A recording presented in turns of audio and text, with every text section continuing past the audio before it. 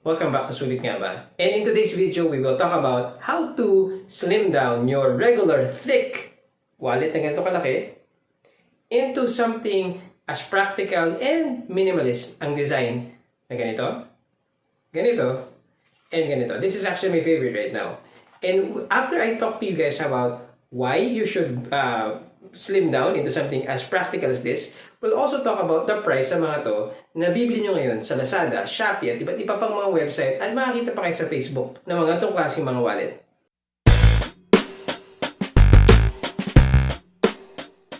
So before that, tingnan natin ang aking hair and progress nito. Ito yung hair na ginamitan natin na may Minoxidil 15% from Thailand. This is the video for that. Nakita nyo, continuous yung growth niya kasi this is my 5th month already using the product and sabi ko naman sa inyo, continuous na tayong gumagamit yan. So, it's pretty thick. Maganda yung effect sa atin. So, pretty good. So, please, if you wanna watch that video, please watch this link. Alright, so, talking about thick size wallet. So, in maybe 2018, I decided to go with minimalist design na mga wallet. And there's many reasons why I did it. First and foremost, pag malaki yung wallet mo, tapos thick siya, no? There are other advantages. So, pag thick siyang ganyan, marami siyang malalagay na paper bills, di ba? Pwede ka maglagay ng 5,000 at tipo 100 pesos. So, see that there is a difference sa magkakaroon sa itsura ng iyong backside. So, parang ganito. Tingnan niyo yung video, yung picture na yan. Yung backside niya, yung picture niya, sa lalaking yan, medyo, kita naman, malaki, chunky, di ba? Malaki yung pisngi ng kanyang back, di ba? And because it's like that, pag naglalakad ka, nakatalikod ka, parang uneven tingnan yung iyong likod, right? Your buttocks area, di ba? Especially pag nakapants ka lang. Pag nakapants ka na jeans, ganyan ang itsura. At kapag nakapants ka naman na slacks, ganito ang itsura. So, hindi siya magandang tingnan. On top of that, pag chunky o malaki yung wallet mo at visually nakikita yan, it leaves an impression na may laman and yung may mga tao na mas madaling nadudukutan. Kasi nga parang, okay, kung mayroon akong dudukutan, yung ganung wallet o ganito, at unang-una, malaki kitang-kita. Pangalawa, madaling kunin.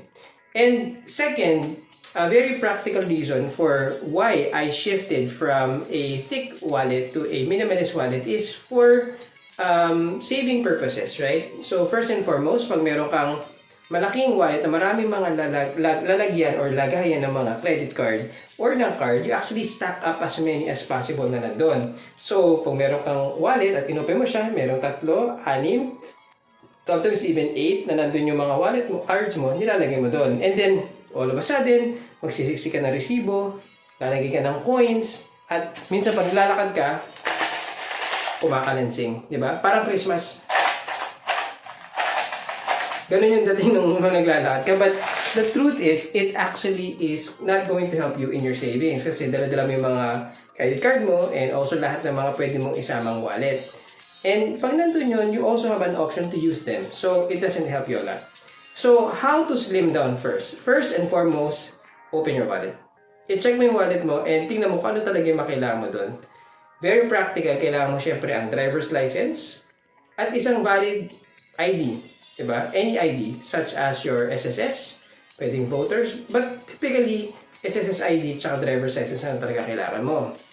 Another item na kailangan mo, tingnan mo lahat ng cards mo. What are the cards that you really need to put in your wallet?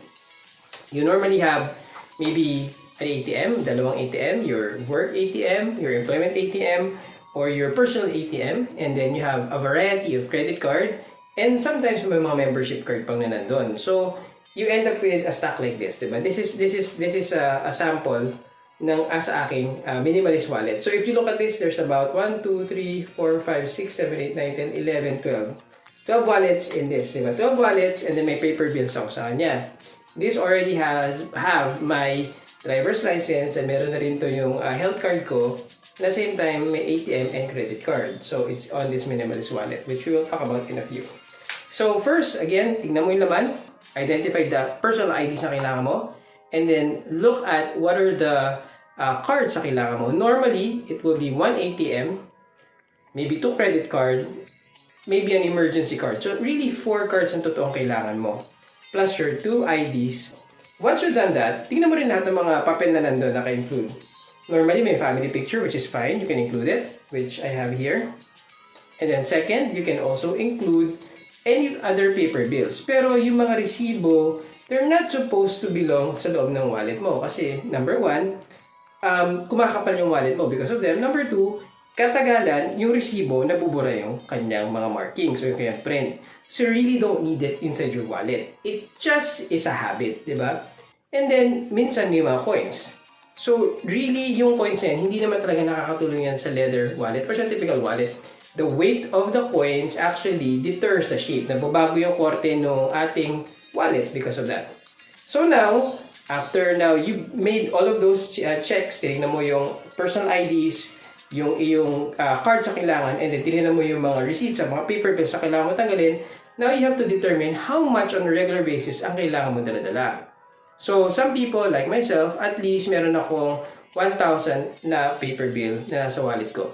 Okay? Because that's going to be convenient for me to buy kung kailangan ko bumili ng pagkain ng inumin, at least may 1,000. And in most cases, we do have our wallets on our phones, like on app, di ba? Sa app ng mga phone natin, be it an Apple or Samsung, meron tayong mga bank apps. May Apple Pay, may GCash na pwede natin kunin yung mga emergency na pambayad natin. In most cases, when we go to Starbucks, my wife and I, we use GCash to pay. Pag nag-grocery kami, also GCash to pay. Because this phone is actually an e-wallet already by itself. So, you don't really need a thick wallet.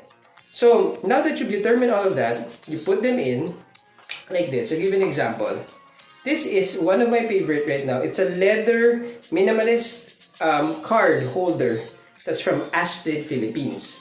Ang ganda ng leather nila. And by the way, this is not a sponsored video by ASTRID, diba? But I do love their brand.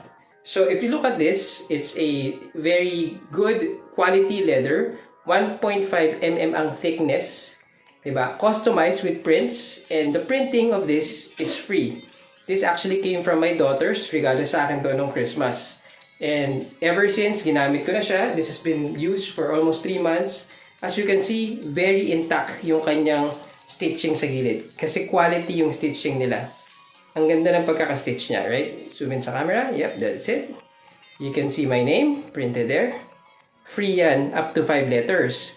Now, if you exceed 5 letters, you will have to pay an extra 20 per letter. But it's not gonna be a lot. Kasi ilan ba naman ang letters sa pangalan, di ba? But it does create a sense of ownership and at the same time customize. Magandang iregalo sa Father's Day or Mother's Day. If you look at the insides nitong wallet na to, see? Yung leather niya sa insides, yung back, ganda ng quality. I think on their website it's OBO or OBA, I can't remember, but it just says that it's quality. So if you look at that, thick yung loob and then, yung spread niya dito, soft and cow leather. Here, yung kanyang back, ang ganda ng pagkakagawa. Nabasa na to with alcohol because right now when you go out, you actually spray alcohol. So you can see maganda pa rin yung quality leather niya. So the strap is also leather na sobrang tibay because I keep on using this in and out. I have a lot of cards, right? I do have GCash, a variety of cards there because these are the transactions that I make on a regular basis. And then I have paper bills amounting to at least 4,000 pesos na nandyan. 500 pesos. And also, maybe roughly, mga 3,000 yung 500 and then about 1,000 na spread sa 100 pesos. Alright, as you can see, makapal. So, kaya. Right? If you look at that, minimal. Very minimal. To give you an idea kung gaano kakapal siya, cellphone, see, just like as thick as a cellphone. Diba? Right? So, and in many cases right now, as you can imagine, I'm a typical individual with only one phone and a wallet sa aking bulsa. Some people would have 2 phones and the phones are actually 6.7 ang laki, right? Mga ganun, malaki na mga phones ngayon. It does make it a little bit more bulky pag meron siya sa ating pantalon or sa ating mga shorts. So, it's not practical to actually wear one. So, this is from ASTRID Mel. And it comes with a dog hook, ang tawag nila dito, right? It comes with a dog hook pag binili mo siya. Ang price ito ay 600 pesos right now. It's originally a 700 item. So, see, customized with my name on it. and my initials on this, right? Ryan G, right? As you can see. So, this is very nicely made. Again, nabasa natin. As you can see, darker yung kanyang color. This is the original color it came in, medyo tan. Pero yung rustic look niya in appearance, very classic and timeless. Perfect for gift. Ang gandang nitong regalo for Father's Day, Mother's Day, which is up and coming. So, very good looking item to give away. This is an RFID Minimalist wallet with a money clip from Laksak. This is a little bit more expensive, which this is 600. This is 999 pesos. And this one naman has a quick release, right? Quick release effect, di ba? So, pag nilagyan mo siya ng item sa loob or ng cards, quick release. Where you put the money, this can host about 8 cards. Where you put your cash or paper bill is dito. Isisiksik mo yung paper bill mo dyan. This one naman is from Lazada and Shopee. Hindi ko to nire-recommend masyado compared to this na RFID. Because this one naman has a strap lang to, nakatali lang to para may goma lang siya dito eh, di ba? So, it does make it a little bit harder to pull or remove your card or your ID. Pero may money clip din siya. Maganda rin naman yung kanyang money clip. Alright? So, it's a little bit more affordable. This is only 399 pesos compared sa 999 na to. But I actually use this for almost a year. This, rarely. Very, very rarely. Kasi hindi naman siya quality item. Well, for me, it's not as quality as a Laksak. Alright, so, amongst the three, I would say this is my favorite right now because of the design, the feel, the premium feel, and at the same time, it does serve the purpose na pwede ako magdala ng more ng paper bill and then credit card dito. Napaka-simple lang, hawak-hawak kung ganyan, di ba? Yeah, ganyan lang siya. Hawak mo siya ganyan, napakaliit. And it has your name on it, customized, so maganda nga siyang panregalo. That's why I actually have this right now. So, as you can see, lalagay ko lang sa front ng aking sweater and it's easy to keep. Alright, so, before we continue, I just want to remind everybody na pag naglagay kayo ng sulit nga ba, you can win an item from us. And yung last winner namin, yung aming winner, ito, siya, si Miss Florida, hindi niya pa nakiklaim yung prize siya. I would want to make sure that she knows that she's the winner. And sana po ipadala nyo via email, sa email namin dito, your mailing address so we can ship it for free at mapadala sa yung napanilulang MXQ Pro Box. Alright, so back to the discussion. Why should you slim down? For very practical reasons that I mentioned earlier. But at the same time, it's preparing you for the modern generation, no? For the modern feel, modern man. Ang generation natin ngayon is very minimalist in terms of ideas and at the same time in terms of their items. And for your financials as well, no? So to help you with your planning, you have to plan appropriately for what you bring in and out of your house and also into your house. And at the same time, kung marami kang barya na mahilig ka mag-collect ng barya, maghanda ka na ng ganito, like parang plastic cup container. Pag uwi mo, lalagay mo lahat ng barya na nakuha mo or iwan mo sa kotse mo, right? Or sakyan mo, so that you don't have to carry them. Again, it's not nice to actually see somebody na, or hear something na nagaganto. And lastly, for me, pag ikaw ay naglalakad or nagta-travel, right now, you carry at least one cellphone, a bag, a laptop, and at the same time, you also carry with you alcohol, sanitizer. Ang dami mo nang dala-dala, ang dami mong item. It's not as practical. So, go practical, go minimal. Alright, so, please visit ASTRID, their site right now. Marami silang item, meron silang mat. This is an example and this is a video of a leather mat na pinurchase din namin sa kanila. Another gift from my daughter and it also has a logo. May logo siya. And at the same time, you also suggest that you also look at the other options for their wallets. Marami pa silang choices. Meron silang passport holder and marami silang mga item for your pens and everything that you can possibly think about. First and foremost, maybe right now you're saying, hindi naman kami magta-travel eventually, but you know, the future is not always gonna be lockdown and it's not gonna be always COVID. Diba? The future will be how to live with the situation and at the same time, planning to move forward. So please, if you want to think about what's practical to give right now without breaking the bank, diba? Especially this coming Father's Day and Mother's Day, I would suggest you check ASTRID, this great brand.